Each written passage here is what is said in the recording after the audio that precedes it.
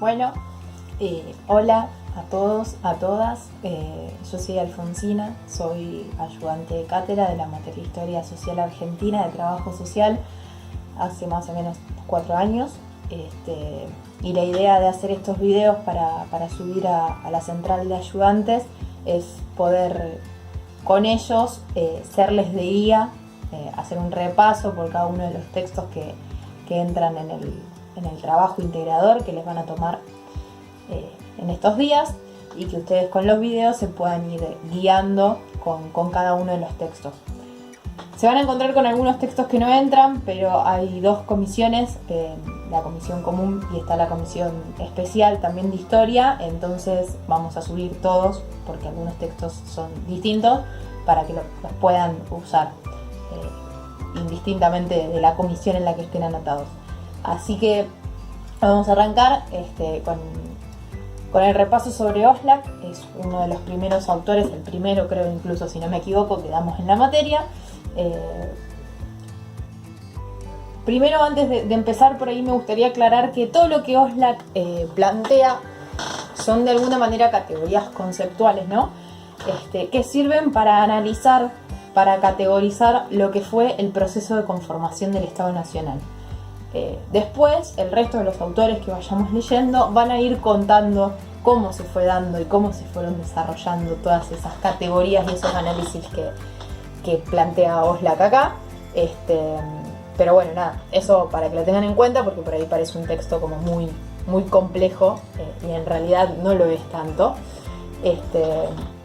En primer medida, Oxlack habla de lo que es el proceso de formación del Estado Nacional, y en ese sentido él habla de este proceso como un proceso constitutivo en el cual se van definiendo lo que son los diferentes planos y los diferentes componentes que estructuran la vida de una sociedad organizada. Dentro de lo que es ese orden social que se va estructurando, el Estado aparece como una instancia política que básicamente lo que hace es articular toda la vida en sociedad y la dominación también, ¿no? Entonces, él lo que dice es que el Estado de alguna manera se materializa en todo el conjunto de instituciones que permiten su ejercicio del poder, y que a su vez para el autor el Estado es, por un lado, una instancia, digamos, de organización del poder, y por otro también una instancia de ejercicio de la dominación política. Para él entonces, ¿no? Para dejarlo claro, el Estado es por un lado relación social y por otro lado un aparato institucional. En ese sentido, él habla de que el surgimiento, digamos, del Estado está ligado a esta intención, digamos, de poder redefinir lo que es el marco institucional que se necesita para poder desenvolver la vida en una sociedad organizada. El autor también va a hablar de lo que son los atributos, que para él los atributos son capacidades que tiene un Estado nacional, que de vuelta, repito, son instancias, son categorías analíticas, pero él las menciona como necesarias para poder hablar de un Estado nacional, y menciona 4 atributos específicos. El primero es la capacidad de externalizar su poder. ¿Esto qué quiere decir? Que el Estado tiene que tener la capacidad de generar un reconocimiento internacional de él como Estado. Es decir, el resto de los países lo tienen que reconocer como Estado de determinado país. Después, el segundo es la capacidad de institucionalizar su poder. Esa capacidad de institucionalizar su poder o su autoridad es la capacidad que tiene el Estado de tener una institución pública, política, con la legalidad de ejercer la violencia, la coerción física. Es decir, que el Estado es el único actor que aparece como habilitado para ejercer la coerción sobre su sociedad o su pueblo en determinados momentos, ¿no? Hay instituciones específicas pensadas para eso. El tercer atributo, la tercera capacidad vendría a ser la capacidad de diferenciar su control, que él acá hace referencia específicamente a que tiene que haber un grupo de funcionarios, de profesionales y demás que demuestren de alguna manera tener la capacidad de poder responder frente a las demandas que la sociedad les impone, por decirlo de alguna manera. ¿Esto a qué va? Como para hacerlo así como un poco más, no tan teórico y un poco más actual.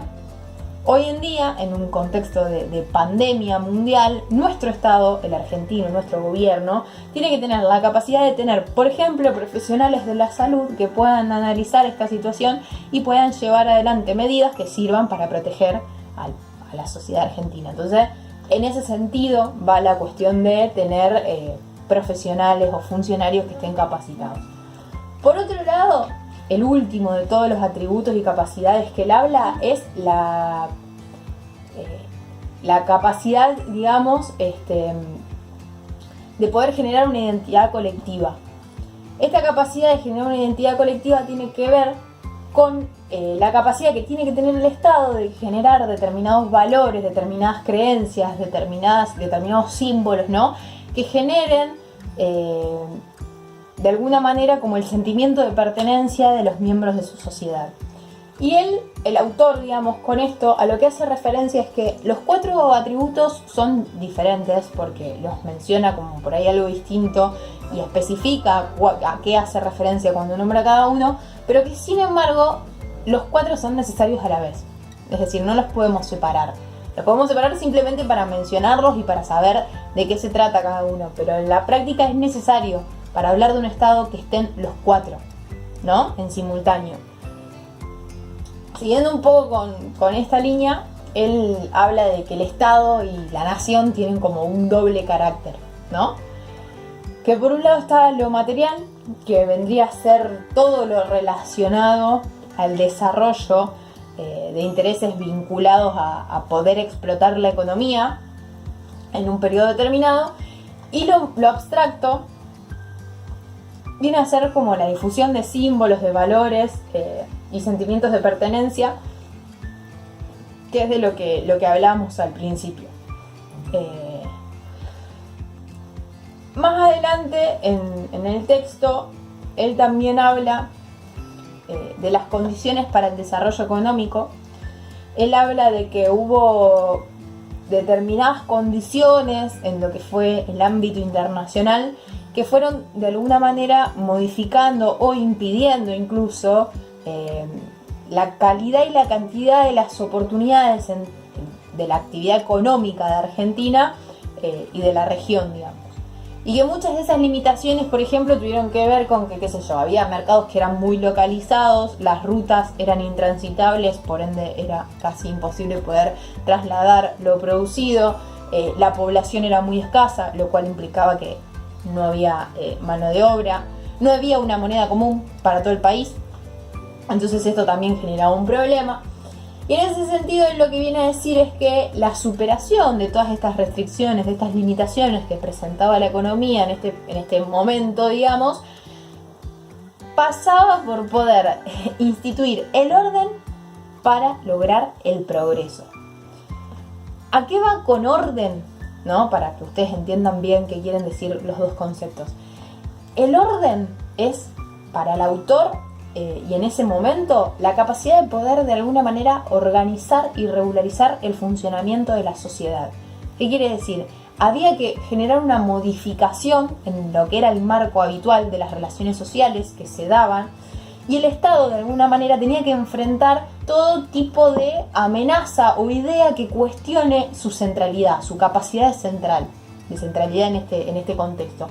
Y eso implica, para el Estado, eliminar, por ejemplo, todo tipo de resabio que pudiera quedar de lo que eran los poderes contestatarios para poder extender su autoridad a la totalidad del territorio nacional. Esto tiene que ver con lo que hablábamos antes de que los ejércitos eran provinciales, de que era necesario poder conformar... no, mentira, no lo hablamos antes, lo vamos a hablar ahora. Perdón, pero bueno, es esta idea de poder... extender el poder del Estado, ¿no?